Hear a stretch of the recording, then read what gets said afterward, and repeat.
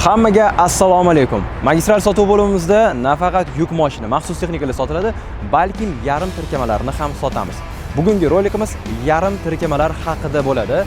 Video davomida sizga yarim tirkamalarning narxi, texnik parametrlari va qanaqa ishlab chiqarilishini ko'rsatamiz.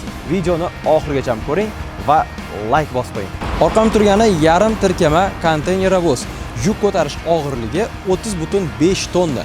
Uzunligi 12,7 metr, 3 ta o'qqa ega, longeronli konstruksiya va buni narxi 364 million so'm. Shtorni yarim tirkamamiz, uzunligi 16,5 metr, yuk ko'tarish og'irligi 31 tonna, 110 kub metrga ega va buni narxi 588 million.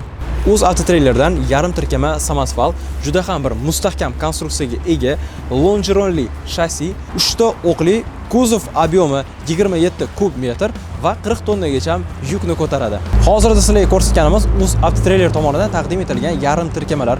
Bularning turi 10 dan oshiq. Batafsil o'sha ma'lumotga ega bo'lmoqchi bo'lsangiz, narxini bilmoqchi bo'lsangiz, sizga katalogni jo'natamiz. Pastdagi raqamlarga aloqaga chiqing. Endilikda biz hozirda zavodga boramiz, sifat standartlarini ko'ramiz va qanaqa bosqichlardan o'tishini ham tekshiramiz. Biz suratga olish jamoamiz bilan birgalikda o'z avtotreyler zavodiga keldik. Uz Avtotreyler O'zbekistonning zamonaviy sanoat korxonalaridan biri. Yuk tashish texnikalarini ishlab chiqarishga ixtisoslashgan kompaniya. Korxona 2012-yil 4-iyunda tashkil etilgan. Samarqand viloyati Jomboy tumanida joylashgan yirik ishlab chiqarish majmuasiga ega.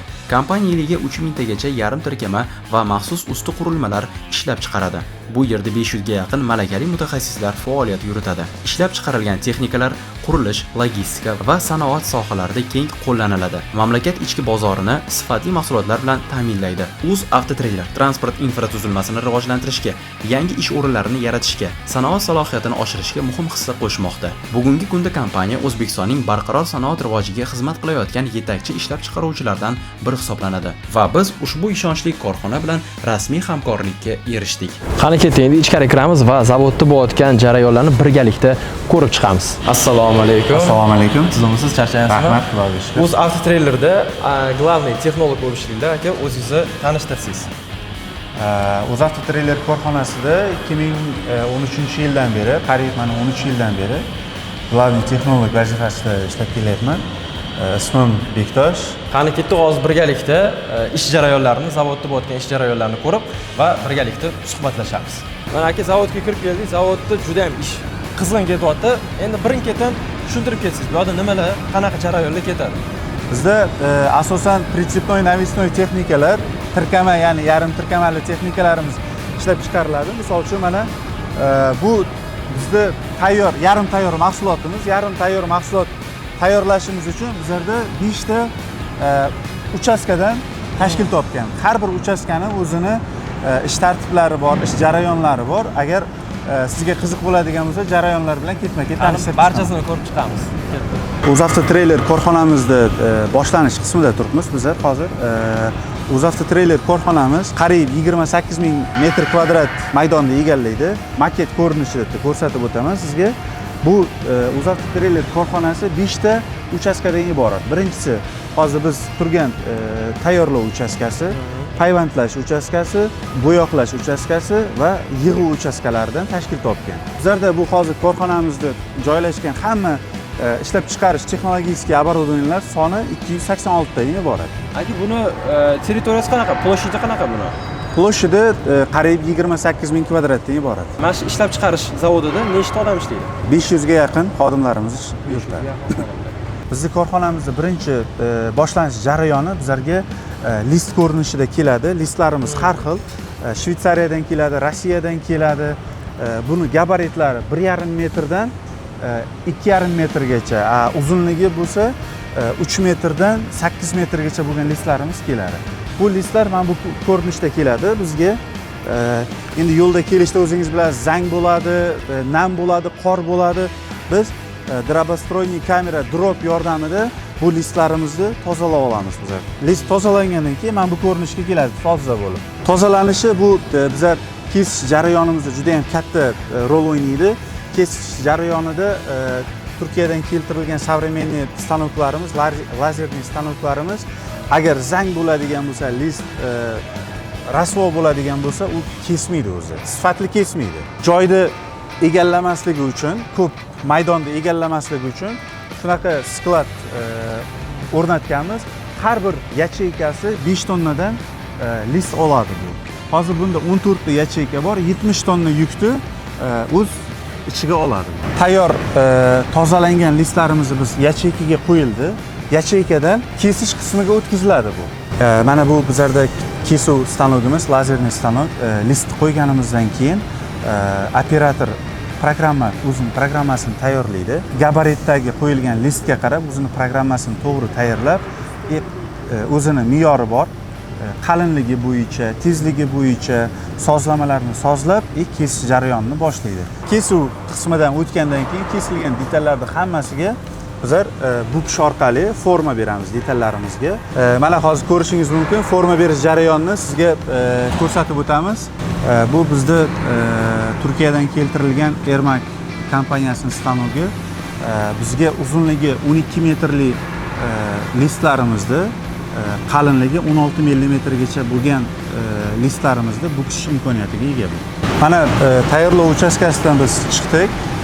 Bizda o'zi mana yarim tayyor mahsulot detallarimiz bor. Bu detallar hammasi payvandlash uchastkasiga yetkazib berilishi uchun tayyor. Bu yoq ham o'sha detallar. Detallar hammasi tayyorlov uchastkasidan tayyor bo'lgan detallar. Bizda o'zi payvandlash uchastkasi boshlanyapti. Payvandlash uchastkasida bizda robotlarimiz bor. Samosvalniy kuzovlarni bokovoy yon qismlarini yig'ish uchun bizlarda stendlarimiz bor. Avtomat o'zi svarishli robotlar o'zlari ishlaydi. Tayyorlov uchastkamiz yana bir qismi bo'lgan mexanik uchastkamiz bor. Mexanik uchastkamiz bu bizlarga payvandlash uchastkasiga detal yetkazib berishda yordam beradi. Zamonaviy chipu stanoklarimiz bor. Bu chipu stanoklarimiz orqali mana shunga o'xshagan ko'p sonli detallarimizni chiqarib berishga yordam beradi. Mexanik uchastkamizdan keyin o'zi mana ko'rib turgan hamma maydoningiz bu payvandlash uchastkasi. Payvandlash uchastkasi bizda ikkita yo'lakdan iborat. Birinchi yo'lak tirkama bo'lsa, ikkinchi yo'lagimiz yarim tirkamali mahsulotlarni payvandlash bilan amalga oshiradi. Hozir bu ko'rib turgan uskunangiz tirkama, yarim tirkamali texnikalarimizni lonjiron qismini payvandlash uchun robotlashtirilgan uskunamiz. Lonjironni qo'yasiz, o'zi payvandlash jarayonini avtomatik bajaradi. Narigisini qanaqa? Bu ham xuddi shunaqa. Ikkalasi parallelni ishlaydi. Bunda ko'rayotgan bo'lsangiz, bitta chiziq bor, ikkinchi chiziq bor. Bir tarafida payvandlaydi, o'zi avtomatik aylantiradi. Aylantirib, keyingi qismga o'tkazadi. Keyingi qismda bu qismda pastini qilsa, keyingi qismda tepasini. Va kuniga nechta lonjironlarni ishlab chiqaradi? Bir smenada bizlarda 4 tagacha lonjiron ishlab chiqaradi. 4 tagacha. Shu apparatda yana qanaqa imkoniyatlari bor? Misol uchun, hozirgi kunda necha metrli yarim tirkama qilinadi va necha metrgacha ham o'zi chiqa oladi? Bugungi kunda xabaringiz bor, standart bo'yicha pol pritseplarimiz 13 metrlik pol pritseplarimiz mavjud. Lekin biz kelajakda plan qilganimiz 16 metrlik pol pritseplarimizni ham payvandlash jarayonini qilish. Boy ana lonjiron dedingiz. Bular aka pritsepga adashmasam. Shunday, xuddi shunday. Qanaqa qilinadi? Pritsep bilan pol pritsepga alohida lonjironlar o'zini konstruksiyasi bor. Alohida bo'ladi. Bu hozir ko'rib turganingiz bu selnometallический kuzovimiz. Karkas qismi tayyorlangan. O'zi keyingi postga o'tishga tayyor. Keyingi postini ko'rsatib o'taman. Yonida panellar qo'yish jarayoni ketmoqda hozirgi vaqtda. Ko'ramiz, korxonada bu mahalliylashtiryapti. Barchasi 2012-yilda ochilgan bo'lsa zavod, hozirgi kunda yana qanaqa jabhalarda mahalliylashtiriryapsizlar? Bizda bugungi kunda 2012-yildan beri to bugungi kungacha 300 dan ortiq o'zimizning konstruktorlarimiz, современный konstruktorlarimiz o'zini loyihalari bilan chiqdi. Bugungi kunda biz yaqin kunlarda mana texnik suv tashish yo'nqislarini mahalliylashtirdik. Bizda hozir 100% mahalliylashgan desak ham, bu o'zimizda ishlab chiqariladi. O'zimizda ishlab chiqarilyapti. Bukish jarayoni, kesish jarayoni, bo'yoqlash jarayoni hammasi o'zimizda ishlab chiqariladi. va shu tariqa keyin mijozlarimizga ushbu texnikalar arzonroq narxlarda Albatta. mana o'zi zavod 2012-yilda tashkil topgan va hozirgi kungacha qilib kelinayotgan ishlar juda ham katta masshtabda qilinyapti. Mijozlarimizga qanaqa qulayliklar yaratilinadi?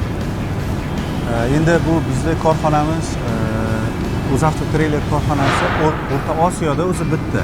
Bizda ishlab chiqarish korxonalari juda ham ko'p, lekin shassi ishlab chiqariladi. Lekin shassini ustiga qo'yiladigan tirkama, yarim tirkama ishlab chiqariladigan korxona O'zbekistonda bitta.